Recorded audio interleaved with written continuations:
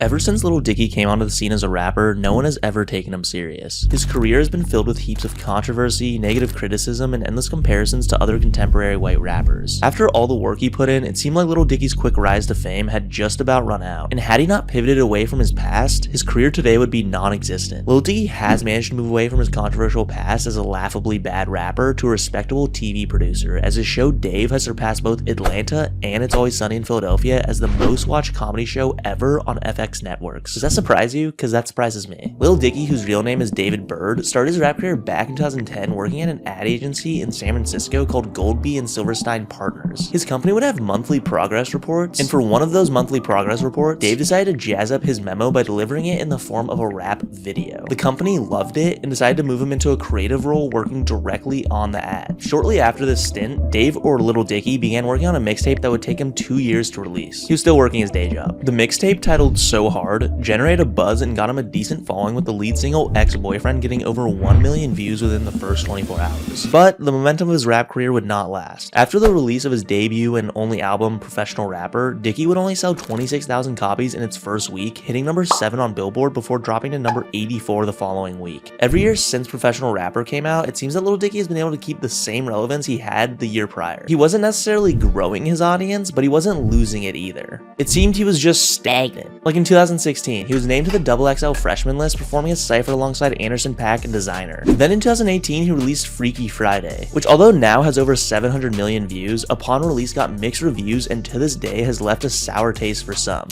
Because Lil Dicky, 1, decided to feature Chris Brown in the video and make light of his domestic abusive past, and 2, critics felt Lil Dicky leaned into the appropriation of black men through tasteless puns sprinkled throughout the song and video. However, the following year, Lil Dicky would break the internet for a day when he released Earth, a song all about climate change and helping combat it by donating proceeds to Leonardo DiCaprio's foundation. Earth has a star-studded cast of over 30 artists featured on it, which Dicky, along with his manager Scooter Braun and producer Benny Blanco, were able to corral together. I do really believe that Lil Dicky has a good moral compass, and like any human being, is just figuring things out as he matures. I think he's a very curious person and does want to do good. And although I do think that this song Earth came at coincidentally the perfect time, which is when Lil Dicky wasn't the most favorable or likable person in entertainment, I do think he had good intentions with this video rather than an agenda at hand to win over an audience. But that attempt to win the audience failed. It got really bad reviews. For example, Pitchfork said it sounds less like a charity single and more like a theme to a downmarket Disney clone made explicitly to launder money for an offshore criminal enterprise. Harsh. Then Spin Magazine put it as one of the 5 worst songs of 2019, where the writers said, "I heard Freaky Friday and I thought it couldn't get any worse, and then out of nowhere came Earth." Harsh again. So needless to say, Lil Dicky's career was not heading in a great direction by the end of 2019.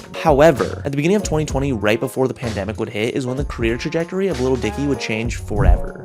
In March 2020, Lil Dicky, in collaboration with director Jeff Schaffer, who is known for his work on Curb Your Enthusiasm and Seinfeld, created the comedy Dave, which follows Lil Dicky playing a fictional version of himself trying to make it as a rapper. The show started off rocky with the first few episodes of the first season. Pitchfork, who by now, if you haven't realized, aren't the biggest fans of Lil Dicky, gave the show a very poor review. The writers said, "Dave boils down to 2 core elements. He's a white rapper and he's got dick jokes." And asks, does Dave exist because someone at FX owes Dicky's manager, the almighty Scooter Braun, a favor? Burn. However, after the first half of the season, the second half got pretty favorable reviews from credible sources like The Guardian and Rolling Stone, the latter of which said, "The first 2 episodes made me write the show off as decidedly not for me and I moved on." But then the writer was convinced by a friend to skip directly to episode 5, which follows Lil Dicky's hype man Gata for the full 30-minute episode and sheds light on his bipolar disorder. In response, the writer of Rolling Stone said, "Here was an episode smart and empathetic and poignant enough to merit comparisons with Atlanta." A month after its last episode, Dave was renewed for a second season, which debuted a year later in the summer of 2021. It was clear from season 1 to season 2 that Dave leaned even further into the whole self-aware material that critics raved over in the first season. Yes, it still had the abundance of potty jokes and humor, but also cleverly dove into topics that Lil Dicky had been criticized throughout his whole career. Like the criticism he got where people were pointing out that he was appropriating black men in his Freaky Friday song and music video, where he switches bodies with Chris Brown and then pokes fun at the idea that he can use the N-word. He draws parallels with this topic in Dave, where he uses none other than Kareem Abdul-Jabbar to tackle this topic.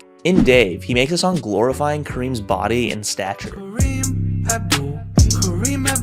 Kareem then invites him over and then really digs into the reasoning and meaning behind him doing it. What do you want to discuss? I'd like to know what your inspiration was for superimposing your face on my body. which Dave struggles to do. So it was more an homage to your physical being, not anything racial.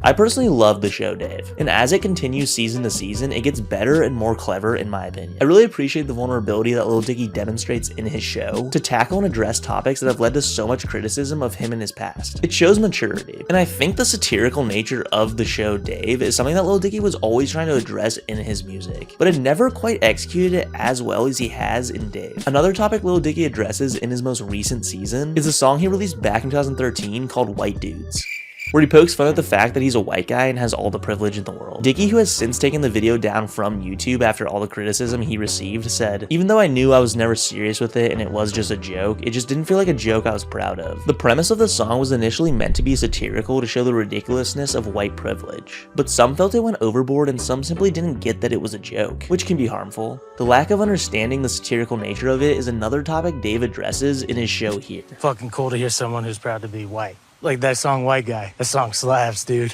Well, I think you might be misinterpreting like the premise of the song. No, I get it. When Lil Dicky was first coming up, I was never a fan. Did not like the guy. I, like the majority of others, wrote him off as a laughably bad rapper with no depth to his art. I do remember when he released the video and song for Earth in 2019, and I thought it was not funny at all. Like at all. And a poor attempt to get looked at as the nice guy. So when Dave the Show was released, I had pretty low expectations, given I already knew his music was something I didn't think was good at all. Like at all. But that show has completely changed the way that I view Lil Dicky. The show is smart and addresses real topics, but does so in a way that doesn't come off as corny or too direct, but rather in a comical and intelligent way. Rarely have I seen someone take a career that's quickly declining and completely turn it around like Lil Dicky has. I think the way that he's been able to pivot his career but still shed light on his controversial past in a self-aware way is what is making people come around to him. It's not like he's completely hiding his past, but rather he's shining a light right on it and saying, this is what I was thinking at that time, and this is why I may have been wrong with that approach. Like I said earlier, I think Lil Dicky has a good moral compass, and just like anyone, is figuring things out as he matures. We're all figuring it out. He's curious and he likes to ask questions like, why is this thing I'm doing offensive? Why is this not the right thing to do? And I think when someone has an open mind and is willing to learn from their past, they're on a good path to success, whether that's self-growth or career-oriented success. And this is the path that I feel like Lil Dicky is on, simply by the way he's been able to pivot his career from a steep downward slope to a sharp incline. But what do you think of Lil Dicky's career? Let me know in the comments below, and here's some more videos to check out if you like this one. Plus, be sure to subscribe to Tofu Media and hit the bell to be notified of future drops. You're the best.